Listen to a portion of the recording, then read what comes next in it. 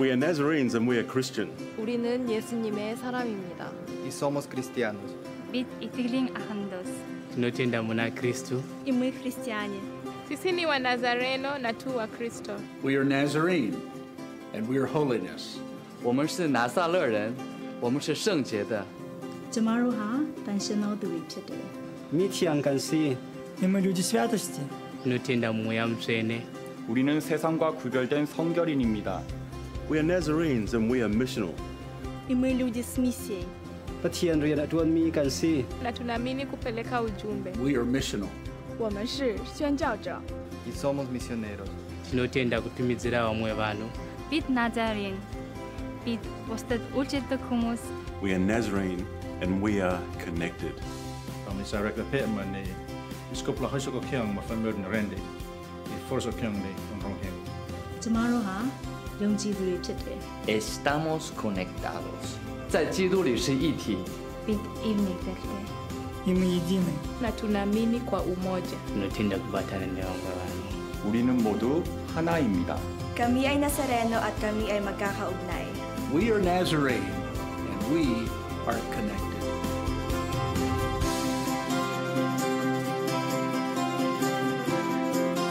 Maaari ba nating palakpakan ang Panginoon? Welcome po sa ating sambang gabi at nagagalak po ako na tayo ay naririto para sama-sama tayong magdiwang sa ating pag-alala sa pagdating at kapanganakan ng ating Panginoong Jesus. At nawa ay manatili tayo na nagdiriwang at patuloy na nananatili sa ating pananampalataya hanggang sa muling pagbabalik naman ng ating Panginoon. Hindi bilang isang tagapagligtas kundi isang hari.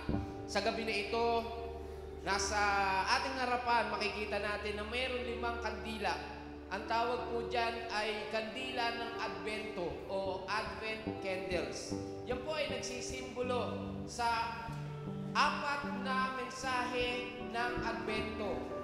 Ito ay ang pag-asa, ito ay ang kagalakan, ito ay ang pag-ibig, at ganun din, ito ay ang pag-asa, ito ay ang kagalakan. Sa gabing ito, itaas natin ang ating mga mata at ang ating puso.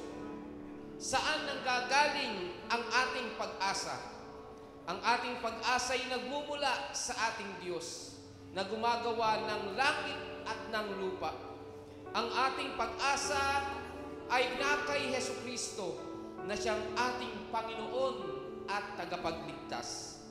Anumang bagay na pumipigil sa atin na patuloy na umaasa ay ipagkatiwala at ialay natin sa pagkakataong ito ang ating pagsamba sa Espiritu at katotohanan sa ating dakila at makapangyarihang Diyos. Tayo ngayon ay naririto at nagkakatipon upang sumamba, upang pag-ibayuhin ang ating pag-asa. Dumating tayo sa gabing ito upang patuloy nating hanapin ang liwanag na nagpapalaya at naglalayo sa atin sa daan ng kadiliman. Sa pagkakataon na ito ay tinatawagan ko si Brother Marvin at si Sister Christy Sabado upang sindihan ang kandila ng pag-asa. Ang kulay berde, ang kulay green, na may, ang kandilang merong ribbon na kulay green na tanda ng pag-asa. Bilang bayan ng Diyos, naway magsilbing paalala ang kadakilang ito sa pag-asa na nagsasabi sa atin nang tayo'y nakipag-isa kay Jesucristo. Sa pagkakataon ding ito, ay ating sisindihan ang ikalawang kandila ng Advento, ang kandila ng kapayapaan. Ang panahong ito, tayo'y nabubuhay sa panahon na tila ba walang kapayapaan, punong-puno ng kaguluhan. Ngunit sa gabing ito, tayo ay nagkakasama-sama upang palakasin ang loob ng bawat isa habang tayo ay sumasalubong sa pag-alala sa kapanganakan ng Panginoon.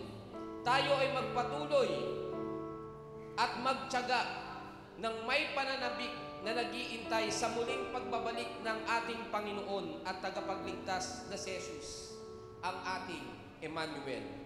Ang Diyos ay sumasa atin. Ang isang pag-asa na pumukaw sa ating kalooban ay nagdudulot ng kapayapaan. Ang ating mundo ay sumisigaw ng kapayapaan sa maraming paraan. Nagtataka tayo kung saan matatagpuan ang kapayapaan sa panahon ng kaguluhan. Umaasa tayo sa prinsipe ng kapayapaan upang patuloy tayong lingapin sa ating pagkabalisa. Sa pagkakataon na ito, tinatawagan ko ang mag-asawang Brother Raul and Sister Sol para sindihan ang kandila ng kapayapaan, ang kulay dilaw.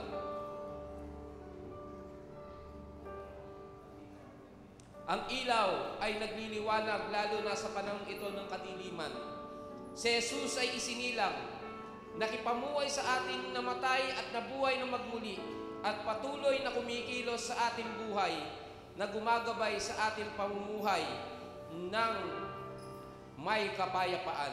Naway, patuloy nating maranasan ang pag-asang idinudulot ng Panginoon at ang kapayapaang Kanyang ipinagkakaloob anuman ang ating pinagdadaanan sa buhay. Dahil alam natin na si Jesus ay sumasa atin.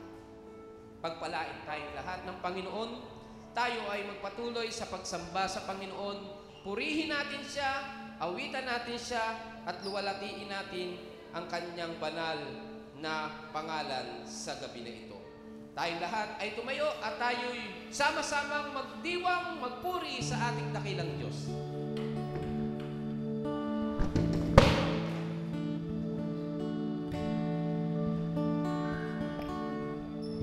Amen. Magandang gabi po sa bawat isa. Nana po ba tayo magpuri sa Panginoon? Amen. Angels we have heard on high.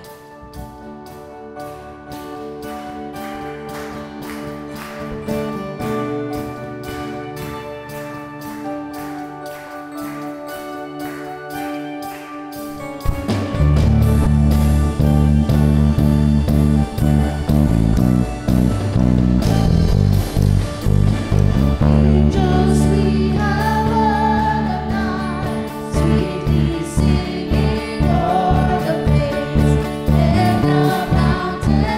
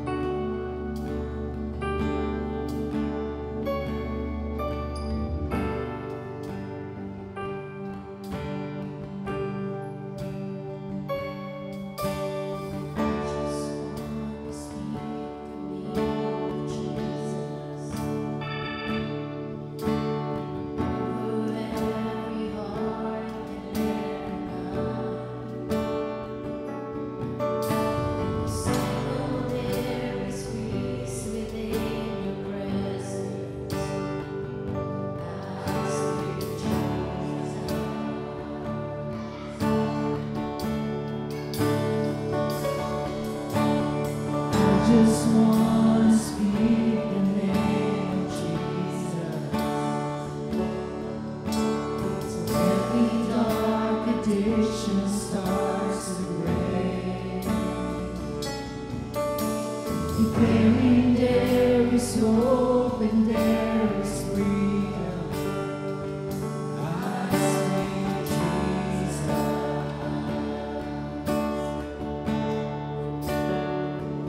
Your name is power. Your name is healing. Your name is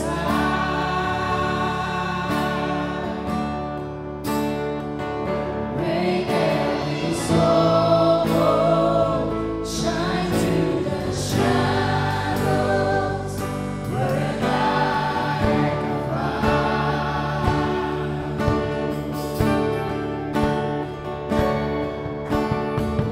Just want to speak the name of Jesus over fear and all anxiety. Every soul captive by depression, I speak Jesus.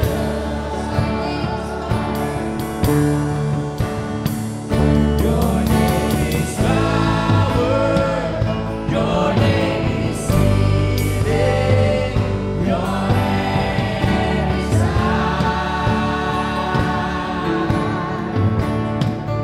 break every stronghold, shine through the shadows, burn like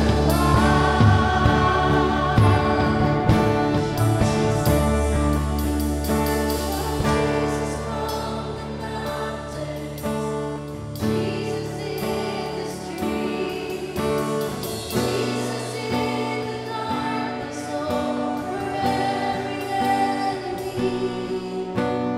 Jesus for my family, I speak the holy name. Jesus,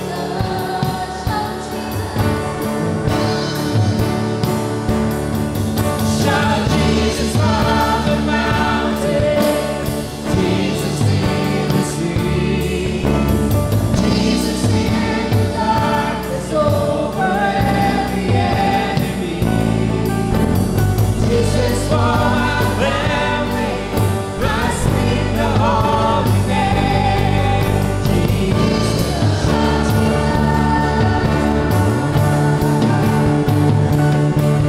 Shout Jesus from the mountain, Jesus in the street, Jesus in the darkness over every enemy.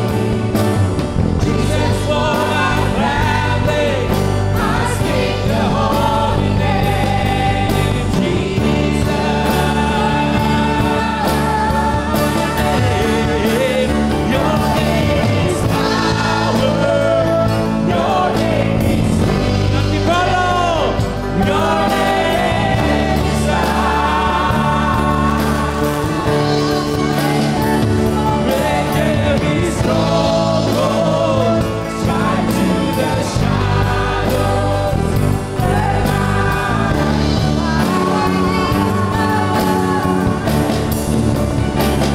Your name is power. Your name is healing. Your name is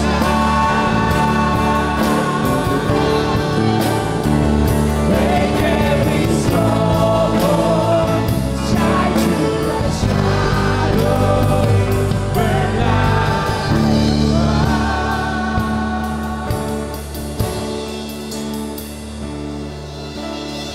I just want to speak the name of Jesus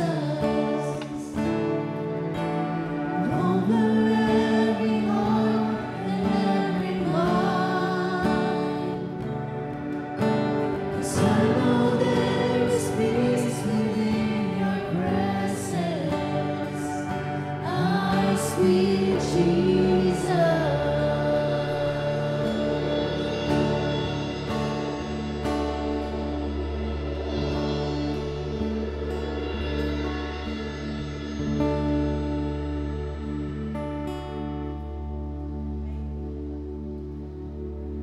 Tayo po'y manalangin.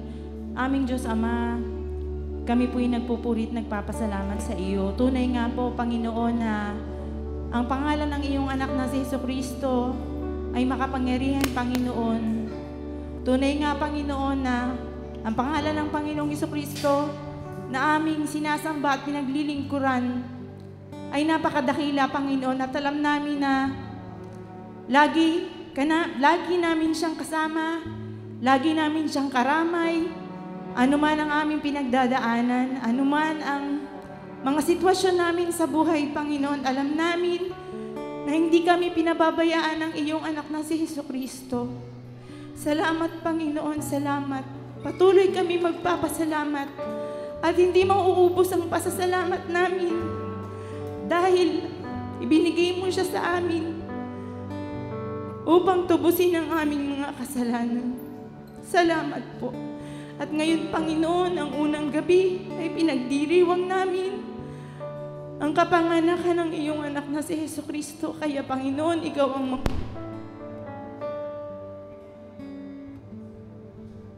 ikaw po, Panginoon, ang manguna sa amin sa gawain na ito.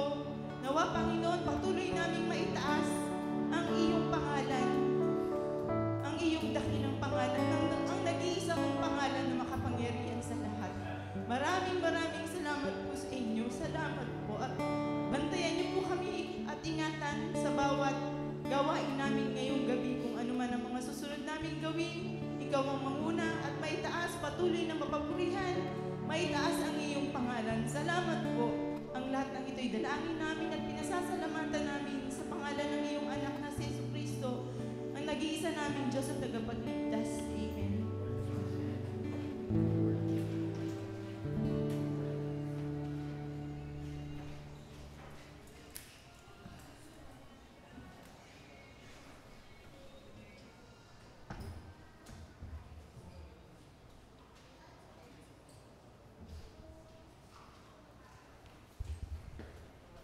Muli po, magandang gabi po sa ating lahat. Paumanhin po sa aking boses na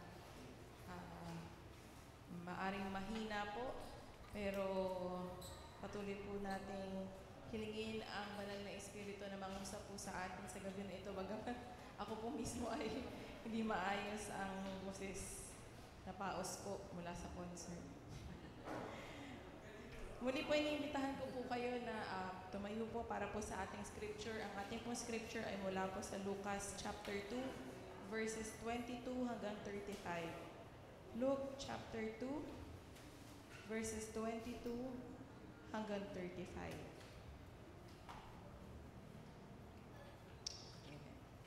Dinala si Jesus sa templo. Nang sumapit ang araw ng kanilang pagtupad sa seremonya ng paglilinis ayon sa kautusan ni Moises, pumunta sila sa Jerusalem. Dinala nila ang sanggol upang iharap sa Panginoon, sapagkat ganito ang nasulat sa kautusan ng Panginoon. Bawat panganay na lalaki ay itatalaga sa Panginoon. Nag-alay din sila ng handog ayon sa nakasaad sa kautusan ng Panginoon, magkapares na ibong bato-bato o kaya'y 2 inakay na kalapati. May isang tao noon sa Jerusalem na ang pangalay Simeon, isang lalaking matuwid, may takot sa Diyos at naghihintay sa katubusan ng Israel. Nasa kanya ang Espiritu Santo. Ipinahayag ng Espiritu Santo sa kanya na hindi siya mamamatay hanggat hindi niya nakikita ang Kristo na ipinangako ng Panginoon. Sa patnubay ng Espiritu, si Simeon ay pumasok sa templo at nang dalhin doon ni Jose at Maria ang sanggol na si Jesus upang tuparin ang ayon sa itinakda ng kautusan, kinarga ni Simeon ang sanggol. Pagkatapos, nagpuri siya sa Diyos. Ngayon, Panginoon, maaari na pong yumaong mapayapa ang inyong abang alipin ayon sa inyong pangako. Verse 30. Yamang nakita ko na po ng aking mga mata ang inyong pagliligtas na inyong inihanda sa harapan ng lahat ng bansa. Ito po ay liwanag na tatanglaw sa mga hintil at magbibigay dangal sa inyong bansang Israel. Namangha ang mga magulang ng sanggol dahil sa sinabi ni Simeon tungkol sa bata. Binasbasan sila ni Simeon at sinabi kay Maria, "Tandaan mo, ang batang ito ay nakatalaga sa ikapapahamak o ikaliligtas ng marami sa Israel. Siya ang magiging tanda mula sa Diyos, ngunit tutuligsain siya ng marami, kaya't mahahayag ang kanilang iniisip. Dahil dito, magdaranas ka ng matinding kapighatiang parang isang patalim na itinarak sa iyong puso." Purihin ang Panginoon. Tayo po'y manalangin. Aming dakilang Diyos, maraming salamat po sa inyong kagandahang loob. Salamat, Panginoon, sa inyong anak na si Jesus na ibinigay po sa amin upang iligtas kami sa aming mga pagkakamali. Sa oras na ito, Panginoon, nais po namin kayong papurihan at pasalamatan sa anumang kaparaanan. At kayo po ang mangusap sa aming puso't isipan sa inyo pong mensahe. Ang lahat po ito ay binabalik namin sa inyo sa pangalan ni Jesus. Amen. Nakakaupo na po tayo. Tayo po ay nasa unang gabi ng ating pong tinatawag na sambang gabi. Ito po ang panahon kung saan tayo po ay nagdiriwang at nagbibigay ng ating oras para alalahanin ang mga bagay sa mga kaganapan sa pagkapanganak ng ating Panginoong Hesukristo o ang kanyang pagdating sa atin bilang kaligtasan ng sangkatauhan. As we celebrate this season, tayo po ay maraming kagalakan. We rejoice for the long-awaited Messiah o sa matagal nang hinintay na tagapagligtas. At ito nga po yun, isineselebrate na natin dahil dumating na po ang ating tagapagligtas. God comes into our world through our Lord Jesus Christ to save our fallen world. Ang mundo po natin ay punong-puno ng kasalanan. Ang mundo po natin ay punong-puno ng kadiliman. At marami naman pong ebidensya na nakikita po natin sa panahon natin ngayon ang kasamaan o ang kadiliman na mayroon mula po sa ating mga kaaway. Makakaranas po tayo daw ng bagong kagalakan mula po sa pagdating ng ating tagapagligtas, ang Panginoong Hesukristo, mula po sa mundong madilim at maraming kapahamakan.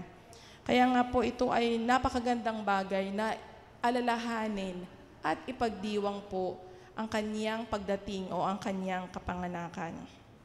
Isa po sa bagay na ipinagpapasalamat natin ay yung salvation o yung kaligtasan na nagmumula po kay Jesus Christ. Dahil tayo po ay pinatawad, tinubos sa ating pong mga kasalanan ng ating Panginoong Hesukristo. Ito po ay dapat nating pinagsasabi at ipinagdiriwang dahil tayo po ay dating nasa kadiliman, ngayon po ay mayroong liwanag at pag-asa. Lagi po nating alalahanin na lahat po tayo ay hindi matuwid sa harapan ng isang banal na Diyos. Ang lahat po tayo bilang mga tao ay patuloy na nililinis ng ating Panginoon mula po sa ating mga kamalian. Hindi po tatanggapin ng banal na Diyos ang taong hindi matuwid sa kanyang harapan. Ang Diyos na banal ay hindi tatanggapin ang anumang bahid ng karumihan, ng kasalanan, ng pagkakamali natin. Ngunit salamat nga po sa ating Panginoong Hesukristo. May bagong pag-asa, tinubos tayo sa ating mga pagkakamali, nilinis ng kanyang banal na dugo, at mayroong kagalakan, kapayapaan, at patuloy na na-enjoy po natin yung mga bagay na ating pong tinatamasa sa ating mga buhay. Tandaan po natin na hindi po ito dapat itinatago sa atin lamang mga sarili, yung kaligtasan na mula sa ating Panginoong Hesukristo. Ito po ay dapat ibinabahagi natin sa ating mga kakilala. Ang ating pong scripture na pinag-uusapan po ngayon ay tungkol po sa pagsunod ni Maria at ni Jose sa tinatawag na Mosaic Law o Law ni Moses. Na doon po sa Law ni Moses na yon, kasama po doon na ang lahat ng mga bata o baby na mga Hudyo ay kailangan pong i-dedicate. Kung sa panahon po natin ngayon, ang tawag po dito ay baby dedication sa ating Church of the Nazarene. At kung sa mga Romano-Katoliko naman, ito ay pagbibinyag. Kailangan daw pong dalhin ng lahat ng mga magulang ang kanilang mga sanggol at ialay ayon sa law ni Moses o sa Mosaic Law. Doon po sa unang bahagi po ng ating scripture, nandoon po nakasaad yung pong birth of Jesus. Nandoon po yung ating, mula po doon sa Luke 2 verses 1 hanggang 21, nasasaad po doon yung kapanganakan ni Maria kay Hesukristo at kung paano po nagkakabit-kabit yung mga kaganapan hanggang sa dumating po sa araw ng pagdededicate. Ito po yung ating scripture. Doon po sa araw ng pagdededicate sa baby Jesus o sa sanggol na si Jesus, doon po sa ikalawang bahagi, makikita po natin doon na may isang lalaki na puspos ng banal na espiritu na nagngangalang Simeon na pinangakuan ng ating Panginoong Diyos na matatagpuan o mamimit daw po niya ang Savior na Messiah, na iyon po ay si Jesus Christ. Doon po nabanggit din sa ating scripture na nung panahon na natagpuan o na-meet ni Simeon ang sanggol na Jesus, siya daw po ay puspos ng banal na espiritu.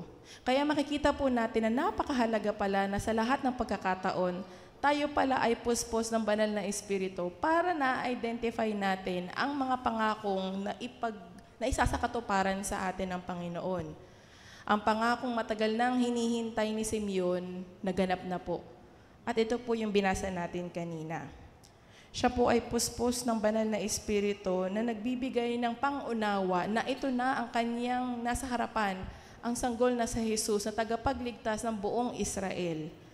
At napakagandang pagkakataon o very joyous moment or very parang napakagaang kaganapan sa isang buhay ng isang matandang Simeon.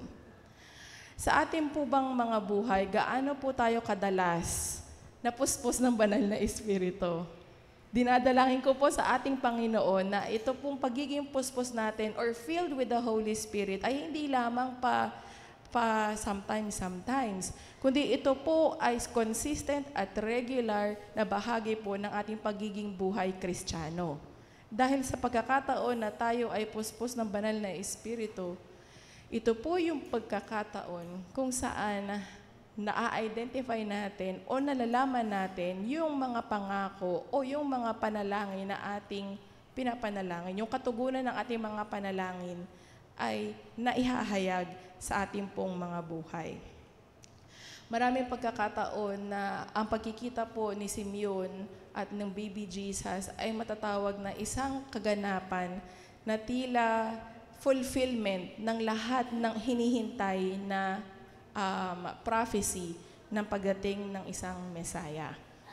At kagaya nga po ng sinasabi natin, ang pagdating ng ating Panginoong Hesukristo ay kaligtasan na nakalaan po sa lahat. Hindi lamang nakalaan sa isang grupo, sa isang tao, na kaligtasan na kanilang mai-enjoy sa kanilang buhay. Sa ating pong pagpapatuloy, nais ko pong tingnan natin ano-ano ba ang mga bagay na katotohanan tungkol sa kaligtasan na natanggap natin sa ating Panginoong Hesukristo na nabasa po natin dito sa ating scripture. What are the truths? Ano nga ba ang katotohanan ng kaligtasan para sa lahat? Okay? So ngayon po, unahin po natin, sabi po dito, ang kaligtasan daw ay para sa lahat. Tunay nga po na isang biyaya ang makilala ng personal ang Panginoong Hesukristo sa ating mga buhay. Amen po. Dahil kung wala po ang ating Panginoong Hesukristo na tagapagligtas mula sa ating mga kamalian, kabaluktutan sa ating nakaraan, maaring tayo po ay inaalipin pa rin ngayon ng kadiliman at punong-puno ng paghihinagpis, punong-puno ng mga bitterness sa ating mga puso. At ito po ay talagang aalipin at aalipin sa atin hanggat tayo po ay malubog sa anumang kadiliman na mayroong dala ang kaaway. To be able daw po to secure our salvation, kailangan daw po natin magkaroon ng personal na relasyon sa ating Panginoon. Kaya naman po, ang ating pong sinasabi dito na kaligtasan ay para sa lahat, ay para ma-explain po natin ng maayos sa ating mga kapatiran, paano nga ba ito gumagana sa ating mga buhay. Alam niyo po ba na ang dating kaisipan ng kaligtasan sa mga unang panahon ng Kristyanismo ay ang kaligtasan daw ay maaaring mabili ng salapi.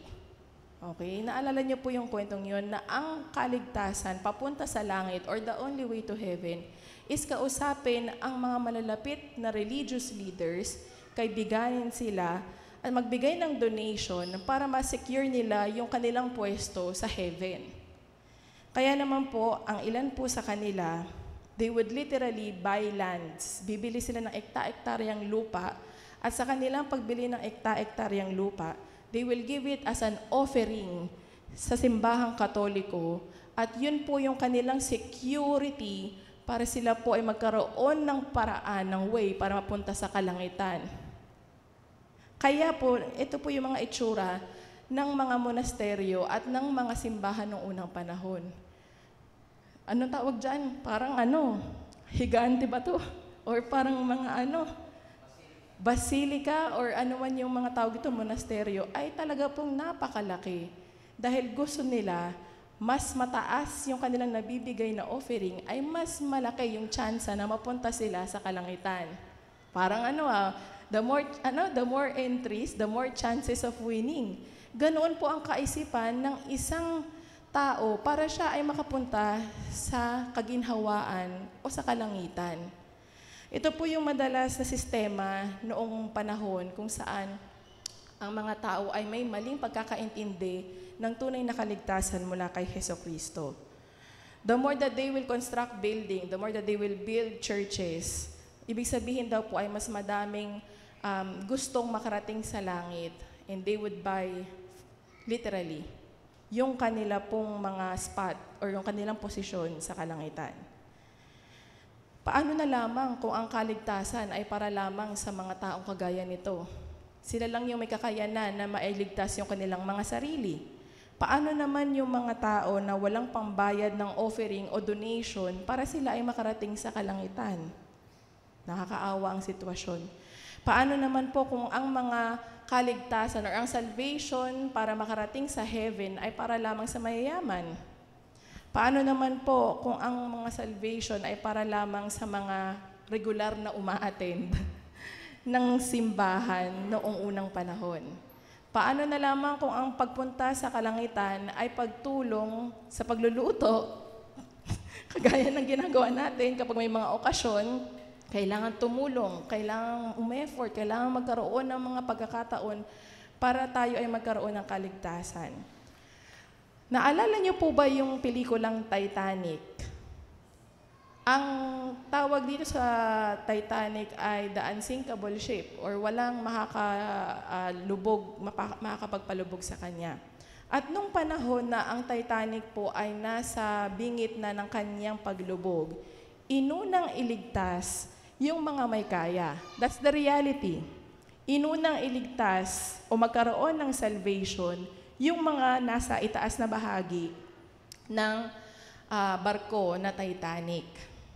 At kung lulubog ito at hindi na iligtas ang lahat, mawawala ng pagkakataong maligtas yung mga nandoon sa mga natitirang bahagi ng barkong Titanic.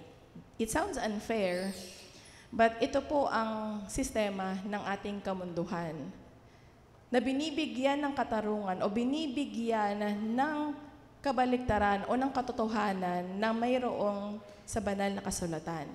Ang sinasabi po sa ating banal na kasulatan na ang kaligtasan na dala ng ating Panginoong Hesukristo ay para sa lahat at hindi lamang pinipili sa mga isang grupo o dalawang grupo ng mga tao. Ang kalooban po ng ating Panginoon ay kaligtasan na nagmumula sa ating Panginoong Hesukristo. Si Jesus ay Panginoon at tagapagligtas ng lahat ng tao. Walang tahanan, walang pamilya, walang anak, mahihirap, mayayaman. Ang Panginoon ay Panginoon ng lahat ng makasalanan. Siya rin ay tagapagligtas at Panginoon ng mga balo, ng mga naiwan na. Ang ating Panginoon ay patuloy na pinapakita ang kanyang kaluwalhatian at ang kanyang kapangyarihan sa ano-anumang paraan sa ating mga buhay. Maigi man ang buhay o may kabigatan man, Siya po ang aakay sa atin sa kabila ng ating mga kabigatan. Nais niya lamang na magdesisyon tayo, na ipagkatiwala ang ating pagdedesisyon, ang ating buhay, sa kanyang dakilang plano na pag-aakay sa atin sa kaluwalhatian. Ang kaligtasan ng isang regalong ibinigay sa atin. At kinakailangan po nating tanggapin itong regalo na ito na kagandahang loob at kaligtasan na mula sa ating Panginoon. Mahirap naman po tanggihan ng isang regalo. Sino po dito ang nais makatanggap ng regalo? Lahat po tayo. Sino po dito ang nais isauli ang regalo? Nakakahiya, di ba? Dahil ang taong ito ay nagbigay ng kanyang oras, nagbigay ng kanyang pera, nagbigay ng kanyang effort para tayo ay maregaluhan. Ganito po ang klase ng pagmamahal at kaligtasan na ibinigay sa atin ni Jesus. Ang regalo ng pagmamahal, ang regalo ng kaligtasan na mula sa pagdating ng ating Panginoong Hesukristo. Madalas natin kasing sabihin na tatanggapin ko lang yung regalo kapag kabati ko o kaibigan ko yung nagbigay ng regalo. May mga pinipili tayo na pinagbibigyan o tinatanggap na mga regalo. Sasabihin lang natin, maganda kasi yung pagtrato niya sa akin, kaya yun lang yung pipiliin ko. May ilan naman sa atin, sasabihin natin na, ay, ano ko yan eh, kaparehas ko yan ng taon na ipinanganak, yun lang yung papansinin ko, yun lang yung shasharean ko. Yun lang yung shasharean ko. Madalas po, ganito ang ating kaisipan. Ngunit, salamat sa Panginoon dahil maaring mahirap nating tanggapin ang mga bagay-bagay sa umpisa. Ngunit gagabayan po tayo ng banal na Espiritu para tanggapin, mahalin, unawain, at magkaroon ng lakas ng loob na pakitaan ng pagmamahal at sharean ang ating mga kapatiran. Ipaalala po natin sa kanila ang mga praktikal na paraan ng kabanalan na mula po sa ating Panginoong Hesukristo. Pangalawa po, ano po yung pangalawang katotohanan mula po sa katotohanan na ang kaligtasan ay para sa lahat? Sabi po dito, ang kaligtasan ay ipinagkaloob sa mga naliligaw o nasa kadiliman. Ang kaligtasan daw po ay ipinagkaloob sa mga naliligaw o nasa kadiliman pa. Ang pagtanggap daw po ng regalo ng kaligtasan ay may kasamang pagbabago ng puso't isipan. Ulitin ko po, ang pagbabago or ang pagtanggap ng regalo ng kaligtasan ay may kasamang transformation. Kung tayo daw po ay nananatili sa kadiliman at walang nakikitang pagbabago po sa ating mga buhay, baka sabihin natin na hindi pa natin tinatanggap ang kaligtasan na mula sa ating Panginoong Hesukristo. Ang kaligtasan kay Hesukristo ay may kaakibat na pagsusuko ng ating mga sarili. It comes with obedience. It comes with following Jesus' practices. It comes with following Jesus on how He loves. Ganon daw po yung klase ng pagmamahal na mayroon po sa ating mga Kristiyano. Naranasan niyo na po bang ipagsabi na kayo ay Kristiyano pero walang naniwala sa inyo? Kaya minsan maigi din pala pinagsasabi kasi minsan sasabihin natin, Kristiyano ako, pero walang naniniwala sa akin. Okay? Sa ganun po pagkakataon, sana wag po tayong susuko na ipagkalat o ipagsabi na tayo po ay Kristiyano sa ating pong puso, isipan at ginagawa. Ito daw po ay magandang halimbawa na tayo po ay may maayos na paglakad sa ating pong buhay Kristiyano. Ang maganda daw po na testimony ng tunay na Kristiyano ay hindi nagbabago-bago ng katauhan. Alam niyo po yun, kayo po ay Kristiyano sa araw ng linggo, baka mamaya Lunes hanggang Biyernes ay hindi na daw po Kristiyano.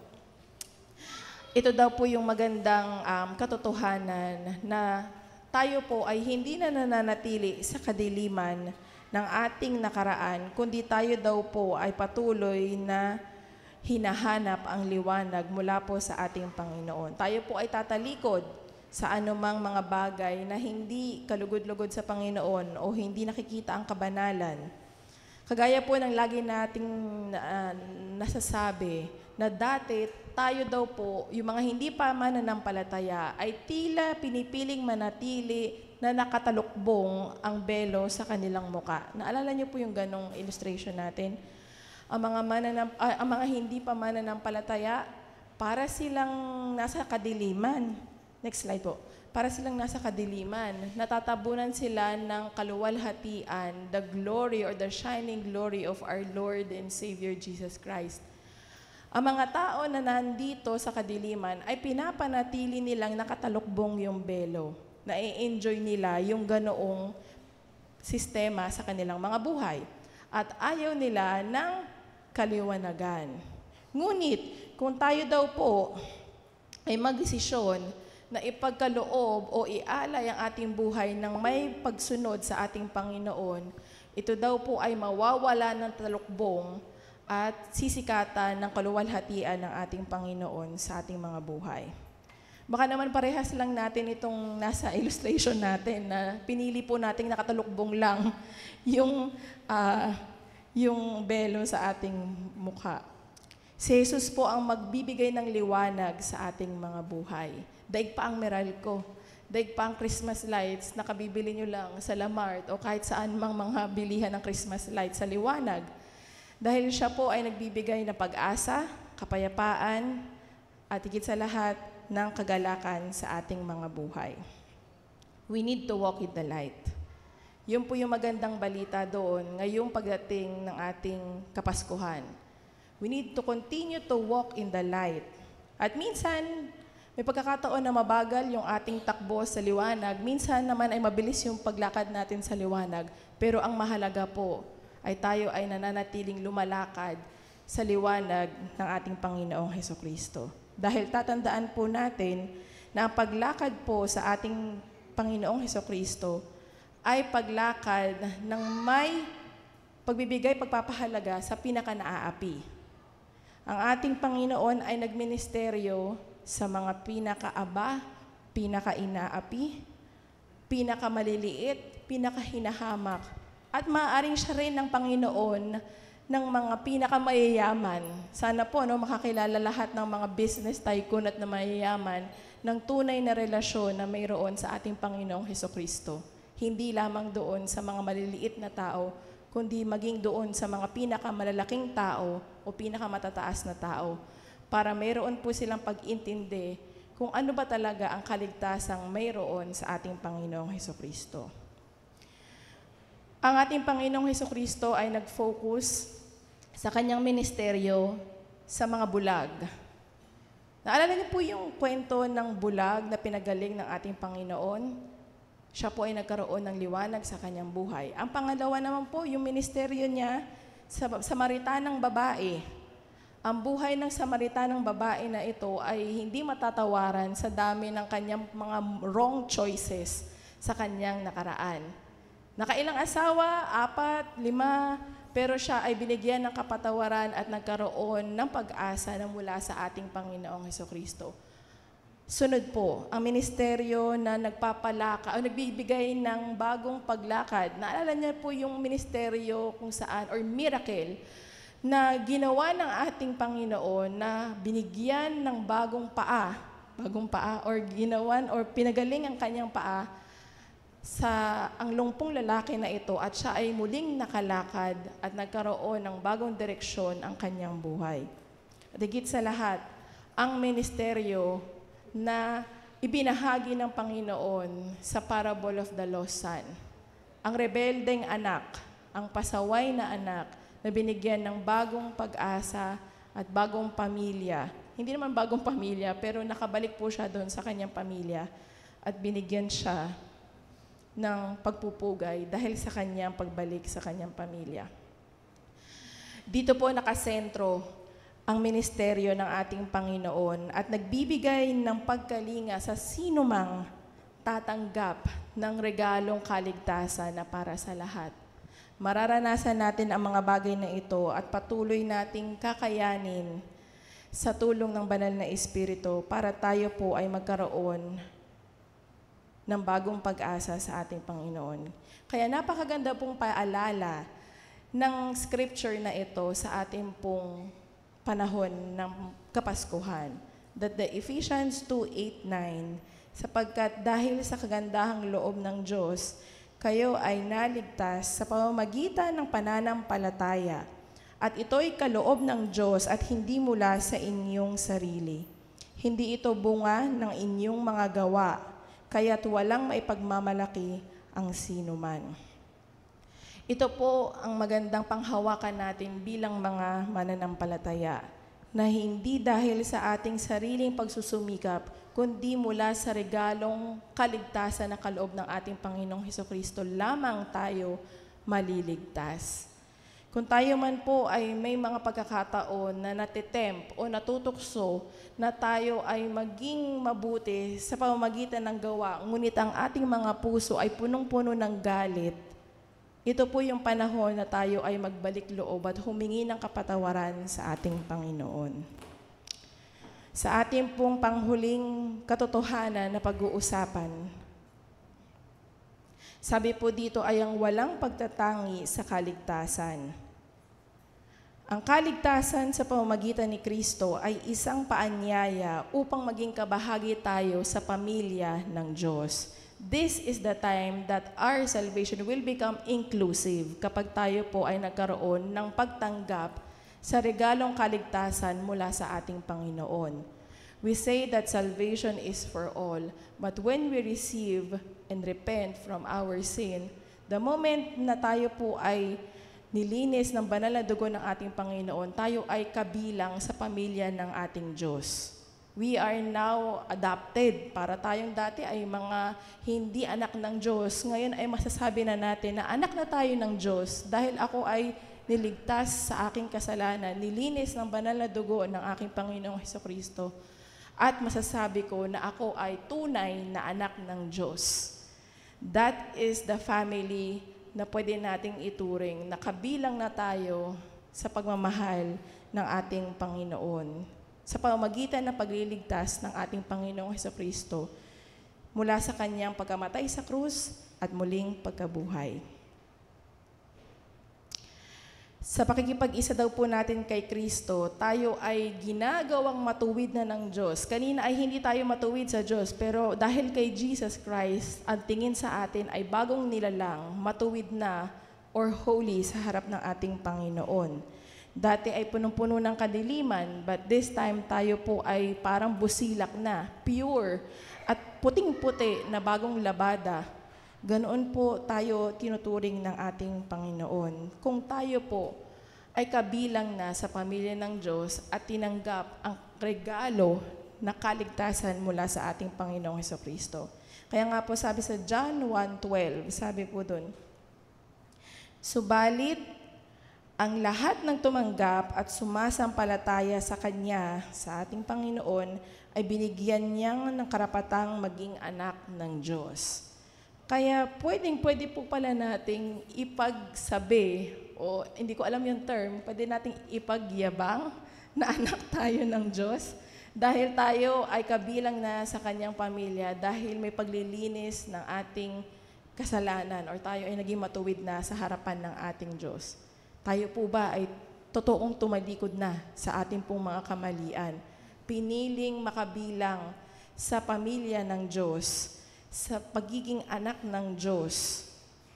Baka naman po may iba kayong pamilya, dyan lang sa ibang mga paligid. Pero kung oo daw po ang sagot, natagpuan nyo daw po ang pinakamagandang regalo na makukuha nyo po sa inyong mga buhay. At dahil dito, ang lahat ng anak ng Diyos ay nagsasama-sama and we call it fellowship. We call it a church. Kagaya nitong meron dito sa next slide natin. We are so blessed that we have a community of faith, a family na mga tinatawag na anak ng Diyos. Hindi lamang sa Antipolo, sa Lucay, meron din dyan sa taas natin. Ang ganda ng mga kantahan sa taas ng Lucay na church pag naririnig ko. Pag dumadaan ako, because they are child of God, children of God, anak ng Diyos, dahil tinanggap ang kaligtasan, the salvation that comes from Jesus Christ, hindi sa sariling gawa, kundi ito ay relasyon o personal na relasyon sa ating Panginoong Hesukristo. At dahil po dyan, ang pagiging anak ng Diyos ay may kaakibat na pananampalataya at patuloy na encouragement sa bawat kapatiran na nandito po sa ating simbahan. We need to be encouraged by one another. Huwag po nating hahayaan na manghina ang bawat mananampalataya, ang bawat anak ng Diyos sa ating pong kapatiran sa Antipolo Church. Ask them, what are your struggles? Ano iyong pinagdadaanan? Meron tayong tagapagligtas na maggagabay sa iyo. Mayroon tayong Panginoon na aakay sa kabigatan na meron ka. Mayroon tayong Panginoon na patuloy kang gagabayan kahit saan ka pumunta. Ito po yung klase ng pamilya na sana at dinadalangin natin ay magkaroon po dito sa ating kapatiran sa Antipolo First Church of the Nazarene.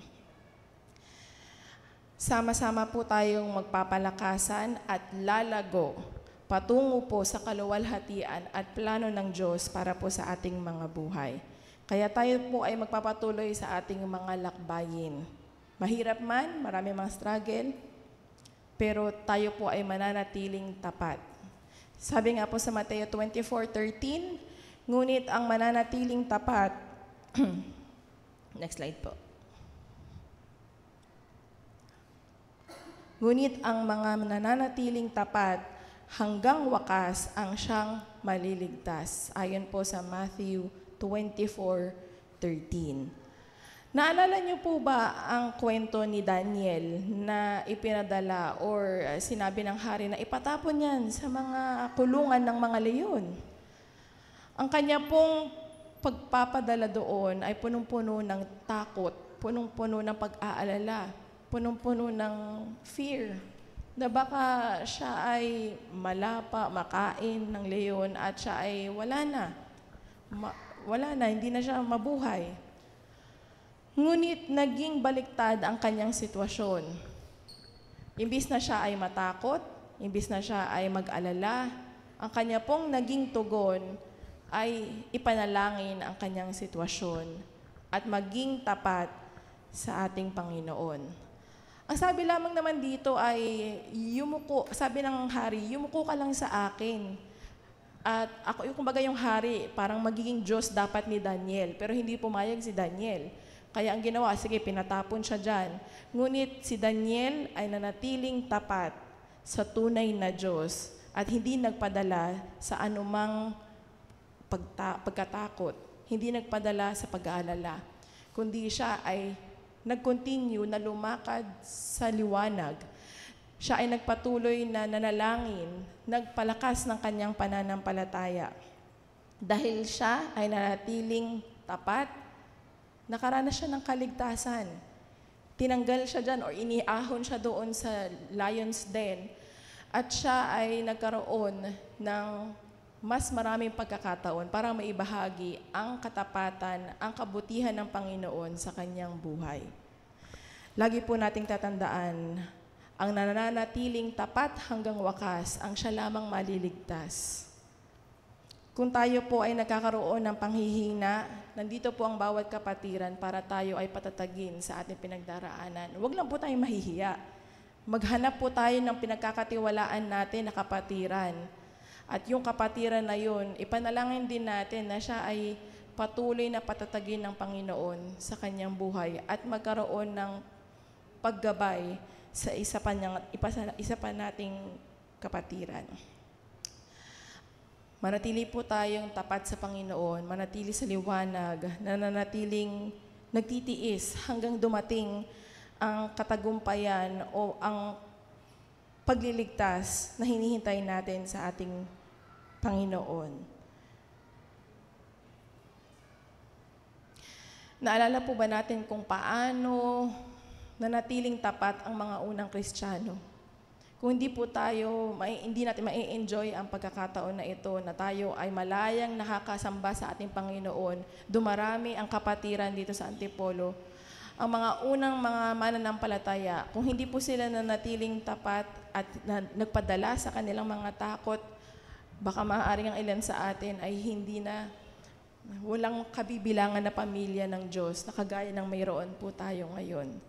Kaya ito po ay paalala na ang personal nating relasyon sa ating Panginoon sa panahon na ito ay maaaring magbigay ng impact sa susunod na henerasyon.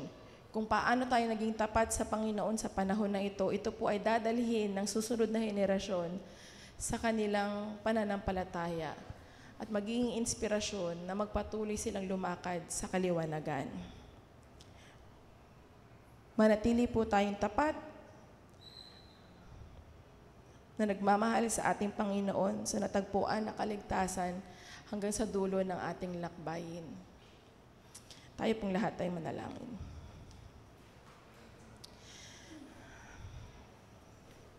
Aming dakilang Diyos, aming Ama, kami po ay punong-puno, Panginoon, ng kagalakan at pasasalamat dahil ang aming Ama, ang aming Diyos, ay pinili na kami ay iligtas mula po sa aming mga kamalian, iligtas sa aming mga kasalanan.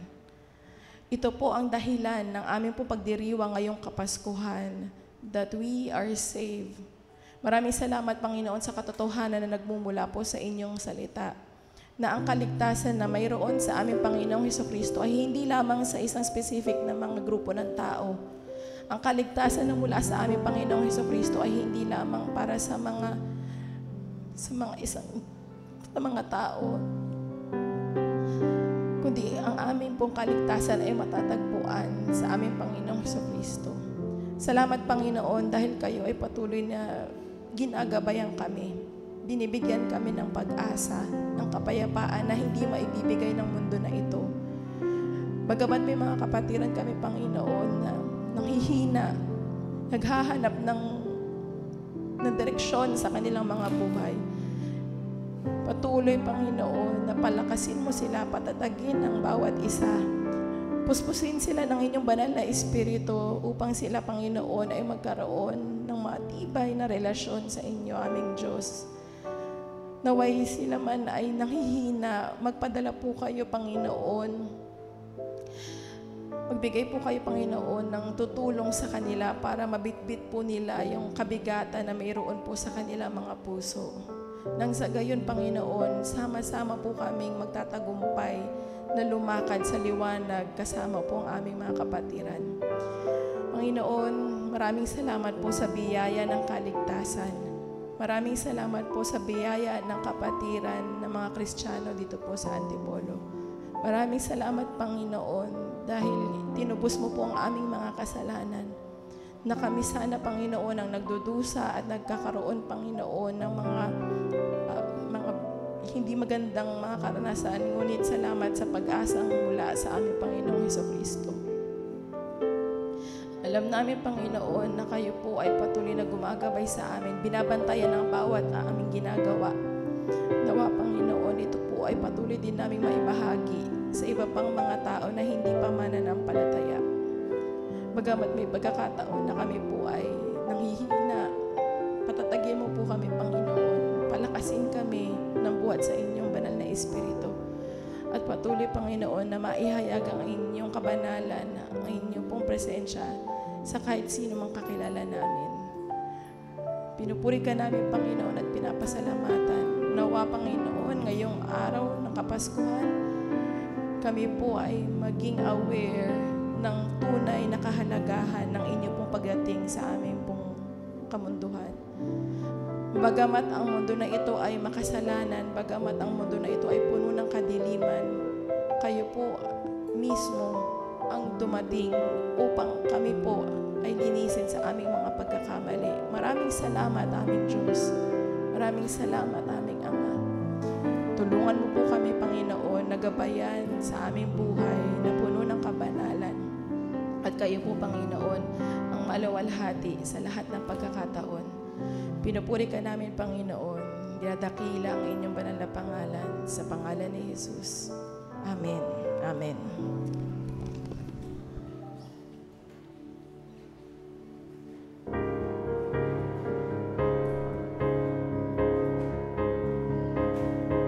Amen. Alam niyo po, kanina pa pong umaga na ang mensahe natin ay si Jesus ang ating pag-asa sapagkat siya ang ating mananakop at tagapagligtas. Napakabuti ng Panginoon po dahil patuloy tayong pinapaalalahanan at ang mga nagsasalita sa atin ay mga buhay na patotoo ng pag-asa na dahil isinuko ang buhay sa Panginoon, patuloy nawa tayo magkaroon ng pag-asa na nagbubuhat sa ating Panginoon. At sa pagpapatuloy po natin, sabi po sa 2 Korinto 6:6-8, babasahin ko po sa Wikang Banyaga. Each of you should give what you have decided in your heart to give, not reluctantly or under compulsion, for God's love a cheerful giver. Alam niyo po, meron tatlong nakapaloob po dito. Una, ang pagkakaloob ay partnership with God. Tuwing tayo nagkakaloob, pinapahayag natin na kapartner natin ang Panginoon. Nais ng Panginoon na tayo'y magbigay nang sa gayon ay patuloy natin siyang maging kapartner sa patuloy na paglawig ng kanyang kaharian dito sa lupa habang naghihintay tayo sa pagbabalik ni Jesus. Pangalawa, giving sets us free from greed. Ang ating pagkakaloob ay nagpapalaya sa atin mula sa ating, ano yung greed sa Tagalog? Kasakiman. Diba? Kasakiman. Kaya, tayo'y pinaalalahanan ng ating Panginoong Hesus na bantayan natin ang ating sarili na against greed o kasakiman at tayo ay magbigay ng merong kagalakan sa ating puso. Pangatlo, ang pagkakaloob or giving is a blessing to the giver. Kapag pala tayo nagkakaloob, ay lalo tayo ang unang pinagpapala ng ating Panginoon. Yung mismong pagbibigay ay pagpapala na ng Panginoon sa atin. A cheerful giver gets connection between spiritual growth and generosity. Yung pagkakaloob pala ay merong epektong spiritual.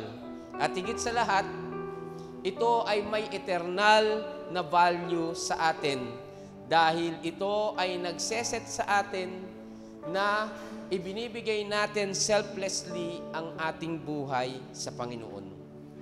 O papaalalahanan ko po, ang pagkakaloob ay hindi nagiging merit for our salvation. At hindi rin ito nagiging merit para tayo ay bumait o bumuti, kundi ito ay expression ng ating pag-ibig sa ating Panginoon. Sa gabing ito, magsama-sama tayong magbigay sa Panginoon sa mensaheng natanggap natin ngayong gabi at gayon din, tayo ay sama-samang magkaloob as a cheerful giver. Tayo po ay makakapagkaloob.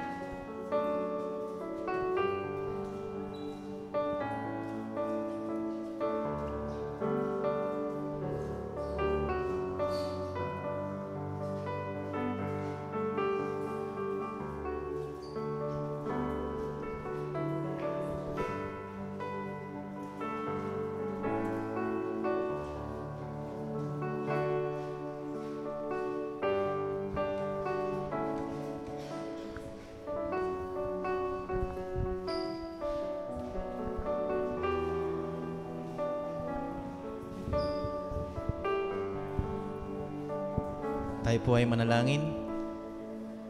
Dakilang Diyos, lubos kami nagpapasalamat sa biyaya na amin natanggap, Panginoon. Sa biyaya ng iyong salita sa umaga at maging sa gabing ito. Sa biyaya, Panginoon, ng pagtitipon. Sa mga biyaya, Panginoon, at mga pagpapalang patuloy mong pinagkakaloob sa amin. Lord, maraming salamat po dahil ikaw po ang unang nagbigay sa amin. kaligtasan, kapahingahan, kapayapaan, Panginoon. And so, Lord, ang katotohanan na Ikaw ay kasama namin, Lord, at patuloy na nag-iingat sa amin at nagbibigay ng mga pagpapalang higit pa sa aming inaakala, Panginoon. Nawa, Panginoon, patuloy naming magkaroon kami ng open heart, Panginoon, upang magbigay din, Panginoon, pabalik sa iyong mga gawain, Panginoon, sapagkat Ikaw ang unang nagbigay sa amin, O Lord. Kaya gamitin mo ito upang mas lalong ikalalaganap na iyong salita sa mundong ito. Maging kabahagi ito, Panginoon, ng kaligtasan, Panginoon, sa mga taong wala pa sa iyo. Salamat po sa mga pagpapalang ito. At alam namin, O Lord, na kayo po ay patuloy na ibubuhos niyo po ang mga pagpapala sa bawat isa sa amin, sa aming buhay, sa trabaho, sa pamilya ng bawat isa sa amin. Kaya Lord, binabalik po namin ito ng may papuri at pasasalamat sa tanging pangalan ng aming Panginoong Jesus. Amen. Amen. Purihin ang Panginoon. Maraming salamat po sa inyong generous giving. At sa ating pagpapatuloy ay nais ko pong ipaalala na tayo po ay magpapatuloy sa ating sambang gabi hanggang bukas ng gabi. At ang ating tagapagsalita bukas ay sino ba? Si Pastor Racent ba o si Pastor Billy? Hindi ko po alam kung nakapag-usap na sila. Tayo po ay magpapatuloy bukas at yung mga candle lighters po natin ay wag po kayong mawawala, lahat ng may part para sa service bukas ng gabi sa sambang gabi ay pumarito po kayo ng mas maaga para po sa prayer time po natin. At sa 24 ay ang ating candlelight service. Alam ko po, ito po yung isa sa mga highlight ng AFCN na iniintay taon-taon. Dinadala ang kanilang mga pamilya. Huwag po natin palagpasin ito. Na dalhin natin yung pamilya natin, magsama-sama tayong magdiwang ng candlelight service sapagkat meron tayong pagdiriwang ng banal na komunyon. Napakaganda na kung kasama natin ang ating pamilya, na sama-sama tayong diriwang ng candlelight service at ng Holy Communion. At gayon din, ipinapaalala ko rin na sa gabi na iyon, sa 24, ay kukunin natin ang ating Everybody's Birthday na mapupunta po sa World Evangelism Fund na naipaliwanag ko na po kaninang umaga. Sa darating na Miyerkules, wala po tayong prayer service sa gabi. Ulitin ko po, walang prayer service sa gabi, bagkus meron po tayong Christmas service sa umaga sa ganap na ika-8 ng umaga. Pagkatapos ng Noche Buena, pwede po tayong magkaroon ng kaunting kasiyahan, pero alas 8 ng umaga, dito po tayo. Bago tayo pumunta sa anumang mga lakad natin, ay magsama-sama po tayo dito sa ating bahay, sa ating worship center, para po tayo ay sama-samang magdiwang ng araw ng Kapaskuhan. At gayon din po naman ay pinapaalala ko po na sa December 29, yun po ay linggo, ay yun po yung last Sunday ng service po natin, at yun po ay Compassion Sunday po natin. Kaya magsama-sama po tayo sa huling linggo ng taon at ang ating tagapagsalita ay si Pastora Erica. At nais ko na rin pong paalala, January 11, isama na natin sa ating mga panalangin ay ang ating District Assembly. Ipag-pray po natin ito. At kung kayo ay mga delegado, delegates, kayo po ay makipag-ugnayan sa amin o sa akin para po sa inyong pagdalo dito. At ganun din, nais ko pong ipaalam sa inyo na sa unang linggo ng buwan, unang linggo ng January ay ang ating NDI election. NDI Council election, local NDI Council election. Kung kayo po ay lalapitan ng ating nominating committee ng NDI, kayo po ay mag-oo. At sa susunod na linggo naman ay ang ating NMI election, council election. Kaya kung lalapitan po kayo ng mga kapatiran natin to be part of the council, ay wag po kayong hindi sapagkat it is always an opportunity na paglingkuran ng ating Panginoon. Isama nyo na rin po sa inyong mga panalangin, simulan nyo na pong ipanalangin ang annual planning ng ating mga leaders ng church board. At gaganapin din po iyon sa buwan ng Enero. Kaya yung pong buwan ng Enero, napakahalaga po iyon. At sa third Sunday, January 22, hindi po nagkakamali, 22 nga ba yung January, yung pangatlong linggo, ay ating commissioning Sunday. Lahat po ng mga manggagawa, mga church board, mga councils, praise and worship team, outreach ministers, Sunday school teachers, lahat ng mga kumikilos, tayo po ay magkakaroon ng commissioning and commitment Sunday. Kayo po ay itatalaga at kayo rin po ay isusugo bilang mga lingkod ng Panginoon upang may sapat tayong kalakasan at empowerment ng banal na Espiritu sa ating paghayo. Yun yung team natin, pagpapahayag ng kabanalan sa taong 2025. Yan po yung mga paalala natin at tayo po ay tumayo at tanggapin po natin ang biyaya ng Panginoon na ihahatid pa rin sa atin ni Pastora Erica.